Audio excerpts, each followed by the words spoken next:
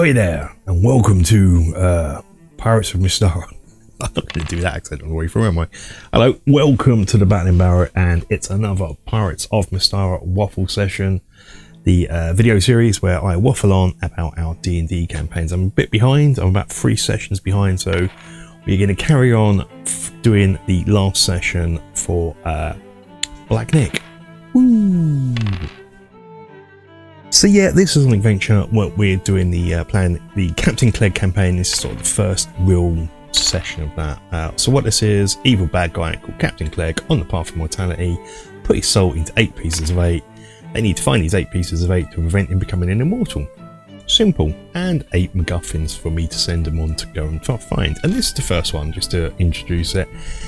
I won't recap everything that's happened here. You can go and watch the first Black Nick video part, and what I'm going to try and do now is do waffles once the adventure is complete. So what this is, even though it's one large campaign, it's going to be bite-sized sections of Black Nick, even though it's calling it Black Nick Adventure, just so I know how to reference it. That is part of a bigger campaign. It will probably last a few years. But yeah, so what I'll do in the future is I'll wait until we've got a completion bit of one adventure and do a waffle, so you won't have Black Nicks 1 and 2 like I'm doing now. And wow, this waffle's even got waffly before the waffles of waffles. Okay, yeah, so go and watch the last part to know where we're at. So let's get this ugly mug off the screen, get some nice visuals as I tell you about the campaign. Oh, there's 2 of me. Oh, that's scary. Okay, so we start off in the Three Sisters Islands, and there are a number of problems, some for my players and some for me as a DM. So let's cover that first. I run a very small group anyway, there's only like 3 players, and so if one of those can't make it for whatever reason, we're adults, we'll have different things going on in our lives, totally understandable. It means we're down to 2 players and only a real small group, and that's what's happened in this session and the following sessions. So I needed to come up with a solution. Now the easiest thing is a NPC just to join the party to help out. At level 12, and yeah, I've done that before, and I do that in this session, but with a twist, which we'll cover later on. So let's go over the actual players' problems now. But last time we left it in the Three Sisters, and bearing down on them was a recast up pirate vessel. Now that is the first problem, and the problem that players are all aware of. And what I didn't tell them last session, because we ended it on that cliffhanger, is there was 2 more problems which we cover straight away in this session. As they're concentrating on the pirate vessel coming towards them, they also, their crew also spy in the distance 2 Karamikon Navy vessels heading southeast. So slightly same sort of direction, they're heading southwest, southeast, and they quickly realised that going back to the letter they found in the last session, that the Karamikon government is also after Clegg's crystal skull for whatever reason. So that means there is a race on. They need to reach that island before the navy, or they'll lose the item. They know they've got a bit of a head start, and they know exactly where the island is. They've got Black Nick's map. The third problem is they're running out of supplies. They've got enough supplies to get them here. After this, they're out of food and water, and that won't be good for another sort of at least a week's sailing to the island. Solution: ignore the Karamikon Navy for now. They're heading in the wrong direction. They'll probably end up in the Isle of Dread or something. Their solution is to deal with the pirate ship bearing towards them, which, you know, they'll have to do anyway. So they do. So we have some ship-to-ship combat. I want to try and get more ship-to-ship combat in our games, as it is very pirate-based. I have rules for it. I'm not too sure if I'm going to release them, because they are very heavily based on Limfron's 5e Navy rules, which is also sort of a 5e pirate org. He wrote pirate org as well, but it's a heavily modified for that. I mean, maybe it's not exactly the same, but heavily inspired, shall I say, rather than modified. Also gets in elements from sort of Ghosts of Saltmarsh and Captains and Cannons, which I was using previously, but it's almost a complete write-up. It's very similar to Limmerfront, so I might put it up on Patreon just to have a look, but if not, just go over to, you can pretty much use Limmerfront's 5e Naval Rules. That's available for free over in his Patreon. Go and join that, get it there. I mean, the only difference I've sort of really made main difference is rather than dealing with feet, because I've got a hex grid battle map, as you can see here, all my sort of distances and things are in hex count. So the ships move 4 hexes, the player ship will move 4 hexes. If they're undercrewed, and 6 hexes. If they're full crewed, they don't have a full crew. And each hex is about 100 foot if you really need to know D&D terms. If anything, it has like a range. But I've even changed like my cannons for the ship are done in hexes rather than feet, and that just make it easier.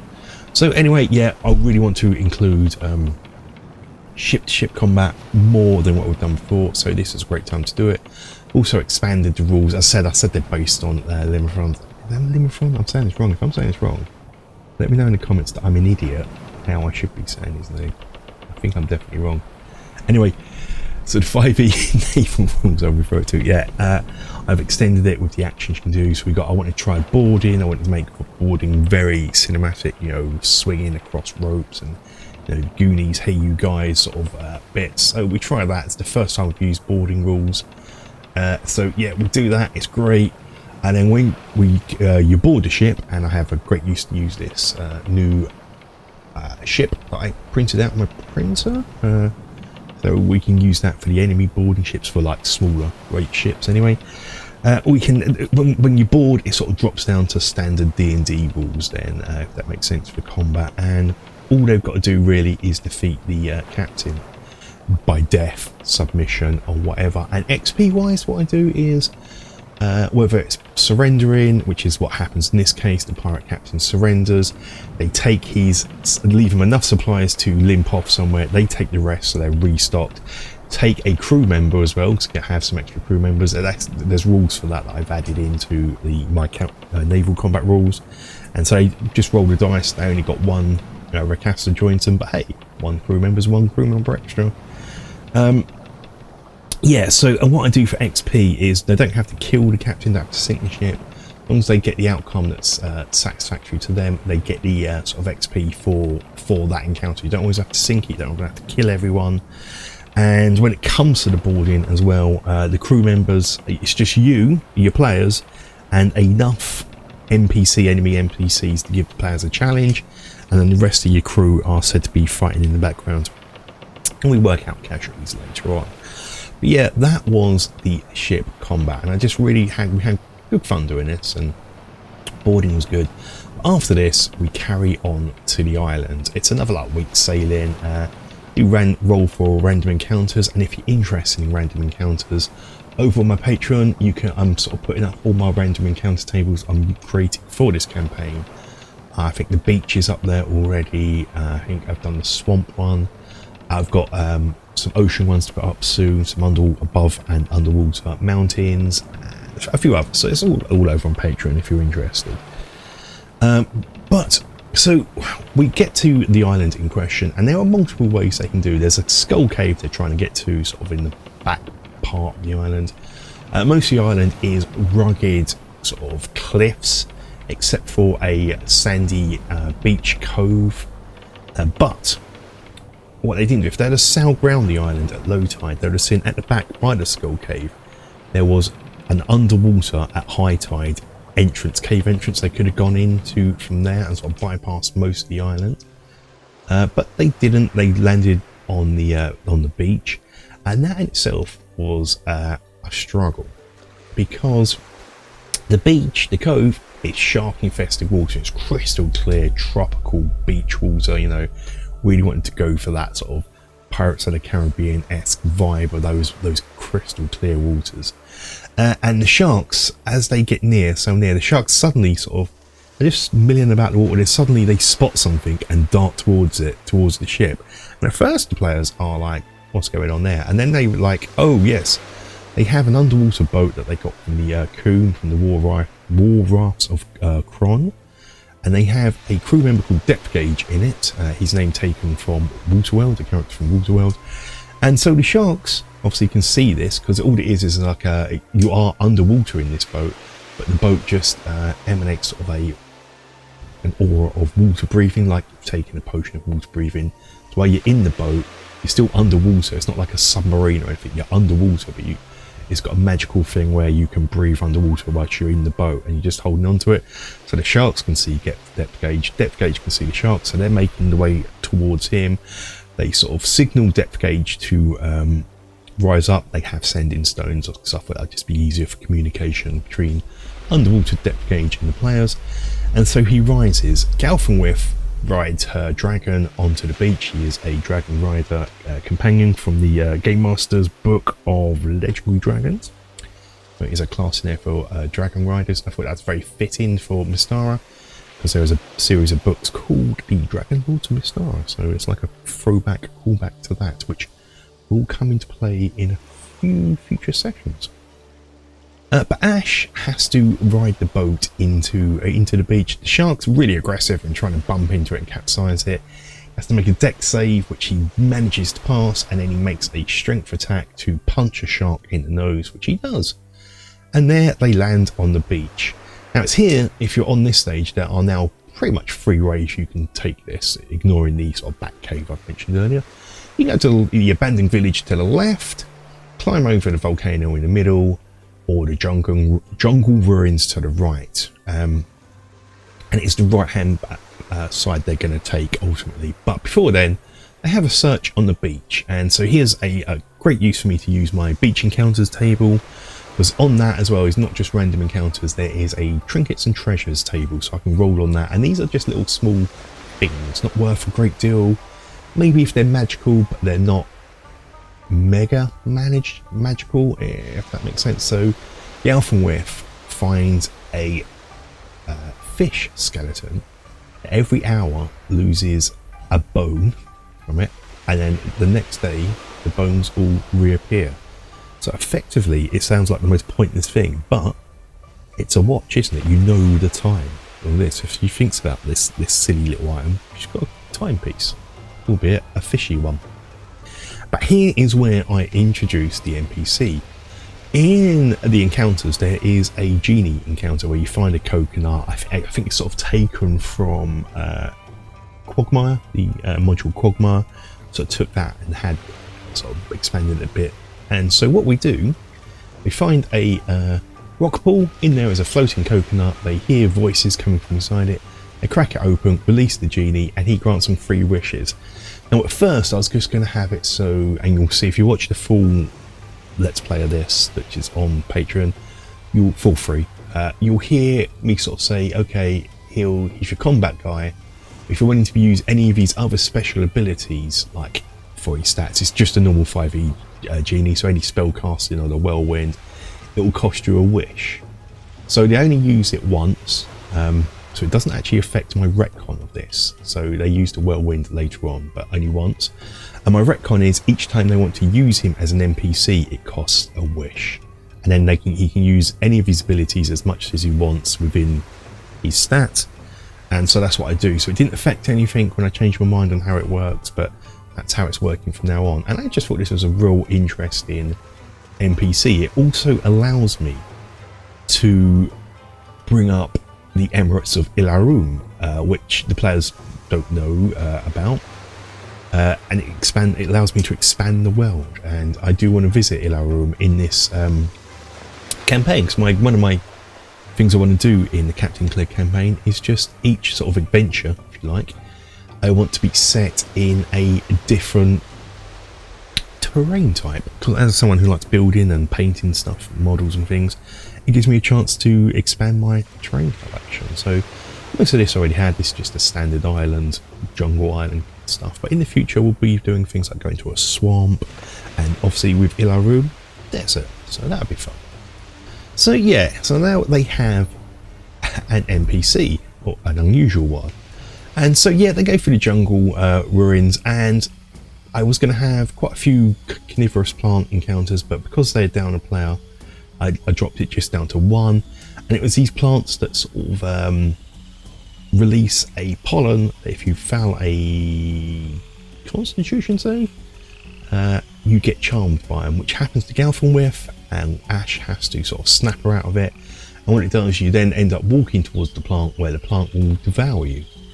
Luckily they don't get that far, But that is enough to put them off searching the ruins. They know something's off here, and they've got a mission anyway, so, and they know the IRND Navy will soon be on their tail, so they just bypass the ruins and make their way to the Skull Cave with nothing else happening. Now the Skull Cave, here's where I'm going to change things. I've released the adventure itself, by the way, on, I know you get fed up with me saying this word, Patreon. It's there. If you're a Patreon member, you can have a look at it. It's not really like a proper adventure such as how I have my notes that I typed up and printed out for running this. But ho hum. It's there if you want to look at it. But if you do look at it, you'll see that there was a few more encounters I've dropped on the fly due to us being down the player. And one of them was I wanted a Cyclops encounter outside the cave, and just inside the cave entrance is where his lair was. The other side, and I want the Cyclops to be from the 50s Sinbad film, Golden Voyage of Sinbad. I guess the one the Cyclops in, because the model I have as well is a Reaper Bones one, and it sort of looks like that anyway. But I didn't do that in the end. I just dropped it, so I thought it's going to be too much for the players, you know, especially as they got a big boss battle coming up, and I wanted that to be a challenge and not a slaughter. So I just dropped it.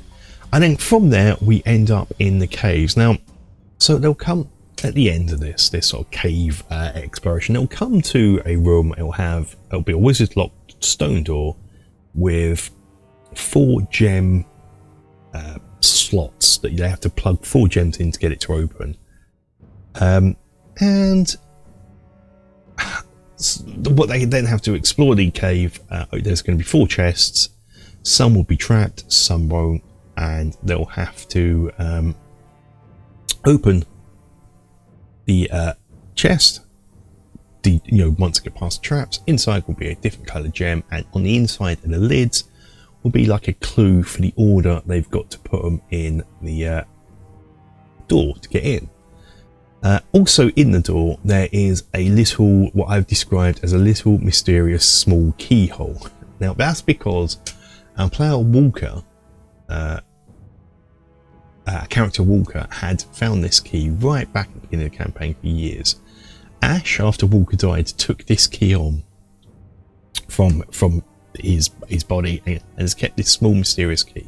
So I thought, now's the time to use this. So when I get to that stage, I will describe to my players as it's a small mysterious keyhole, giving them a clue that they need to put 4 gems in and this small mysterious key, and hopefully that sort of ties it in. So okay, where do we go? There's a small 5-foot passage leading up from the main entrance of the cave. Hopefully I'm now showing you the map on the screen, the numbers. So main entrance is 1, and then there's this small cave that is 2. From here there's a passage that goes north and one that goes sort of west, or to the right if you like. In there they can see a chest, so that's the one they go to first. Now there's no trap in this one, it's just almost the introductory chest. They open it and inside is a blue gem, and on the inside of the lid there are the words "Red and green should never be seen together." From there they go north to like the right now, the west if you like, east if you like. There is the passage ends. There's a secret door there, but they don't look at that first. They go round the other side to room 4, and it's here where you can see, they can sort of notice that there's a tide line, so the tide comes up to into this room a bit. In here there is a red gem chest. This is trapped. Now for the traps I am using the Game Master's book of traps, puzzles and dungeons for the traps in here, so you'd need to have that book, but effectively just think a heavy scythe's going to slam down on them when they open the chest lid is effectively it. Every chest, I should point out, they are checking for traps and trying to disarm them, which they kind of do, so that's fine. That is fine. Inside this one is a red gem and the words "Red sky at night when the sun sets in the west." So I go back to that passage, just ends. Suddenly they realise there must be a secret door there, and so they do a search and find it. In this is another chest. This one is trapped with something called the Blades of Glory. So yes, Scythe Trap on page 75, Blades of Glory on page 77 if you're interested. But oh, let's try and disarm this one. Something goes wrong, say in the session. I don't know if you're using blunt snippers or anything, cut wires or do anything, but they set this trap off and face the damage that it causes. Inside this one is a yellow gem, and inside the words lid are the yellow sun rises in the east. Next room, room 6 on the map, is an old map of Royster Island buried in the sand. It's just a foreshadowing of where they're going to go next in my planned adventure. Okay, so we're moving on.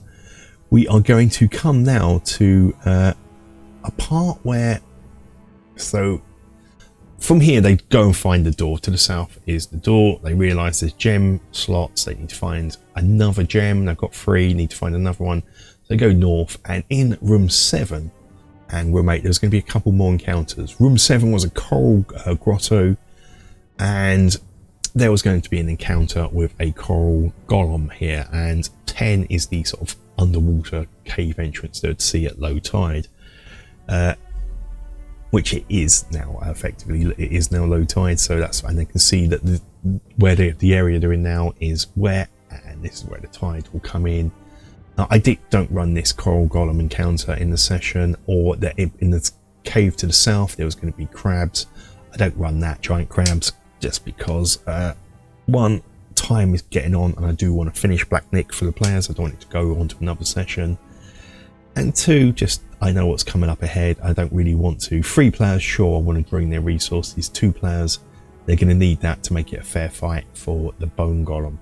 So next room is a trapless chest, and it's inside is a green gem, and on the inside words, in the inside lid, the words, the yellow sun.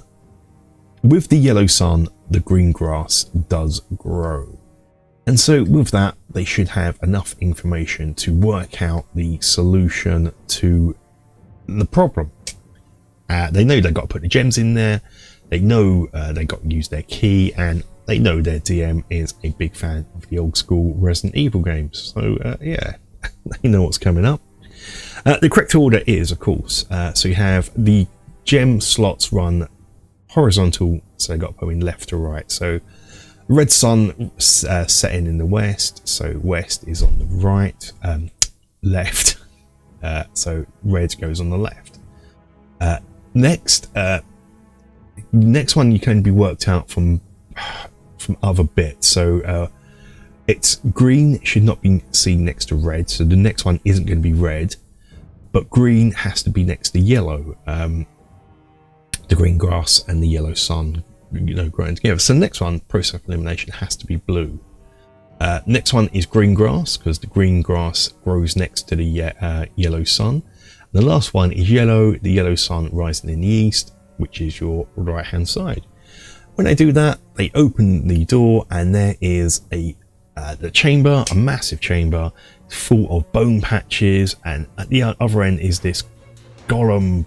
It's a bone golem, but I first describe it as just this monstrous thing, just a statue made from all different bits of bones, and in the rib cage of the statue that they can see the crystal skull. The bone golem rules are available, that I used on the adventure that I've written up on Patreon.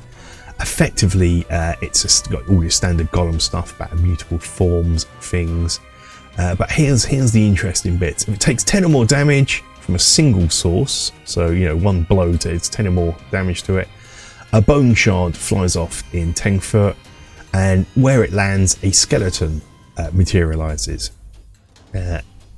It can got 2 massive arms that can grapple things and do a normal standard attacky thing. And when it does, if it does grab hold of you and grapple you, it can hurl you.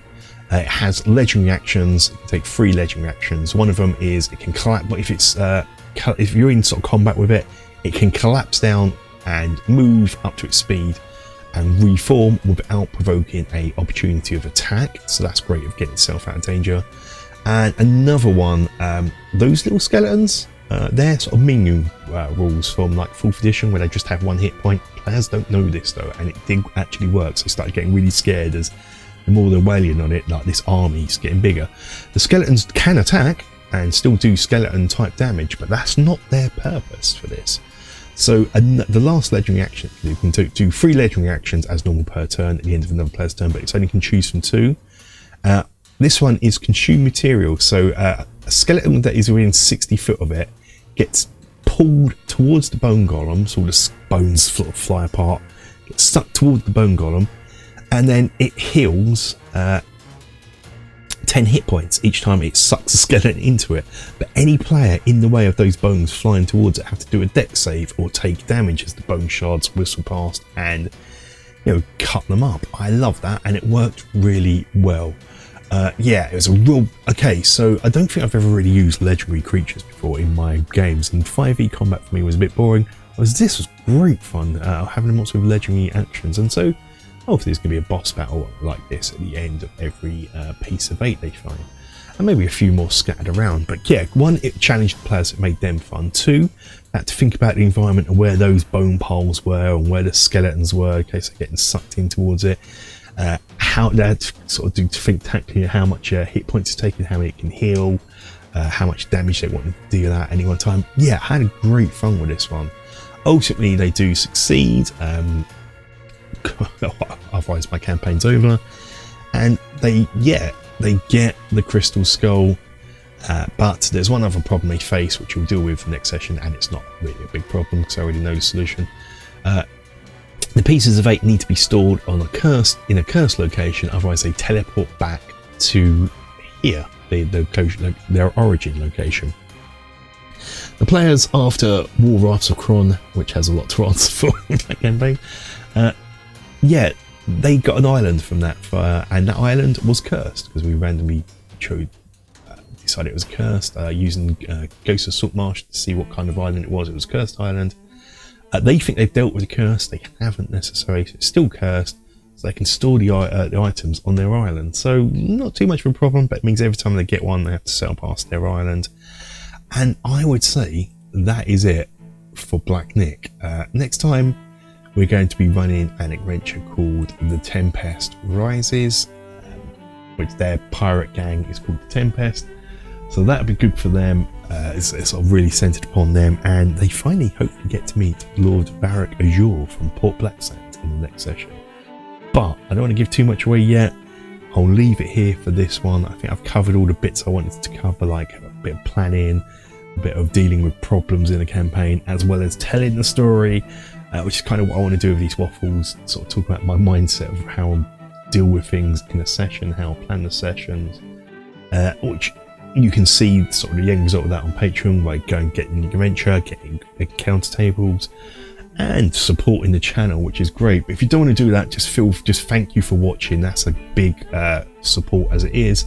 If you can, hit the like button, leave me a little comment, even if it's just to tell me I smell or something like that. I don't know. Just still leave me a comment.